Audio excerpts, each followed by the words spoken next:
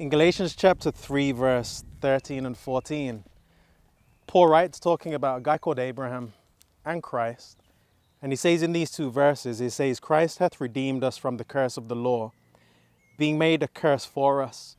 For it is written, Cursed is everyone that hangeth on a tree, that the blessing of Abraham might come on the Gentiles through Jesus Christ, that we might receive the promise of the Spirit through faith. As I was thinking about this text, it seems at first hand that there was something about Abraham that allows a blessing to come on the people. But when you go back into the book of Genesis, you read about Abraham from Genesis 12 right through to 22. This guy that is told that through him, a blessing will come on all of the other nations. But as you go through it, you read a lot of the times that Abraham actually failed. The word blessing means eulogy. It comes from a word called eulogia, which means eulogy. And the word eulogy means to write something praiseworthy about a person. But when you look back in Abraham's life, you actually think, well, what was actually praiseworthy? What was there worthy to say, well, this guy has a blessing that will be on all nations? It wasn't so much about Abraham. It was more about the person who made the covenant with Abraham.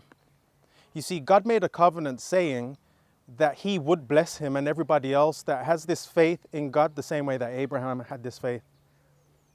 So really, God's covenant is made by him who would never break his covenant with you. Abraham failed a number of times and broke his side of the covenant.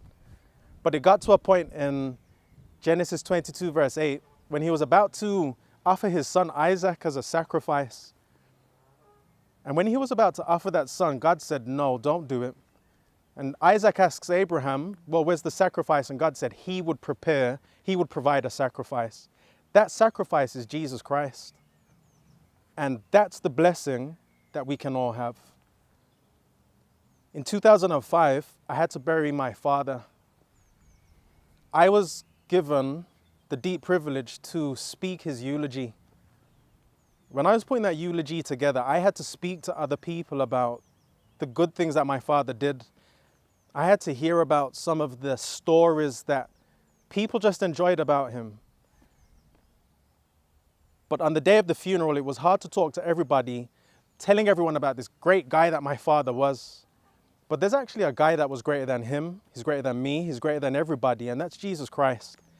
And through him, all of us can be blessed. At times, we may have failed on our part of his promise, but God will never fail on his part of the promise to you. So I hope that encourages you all. God bless.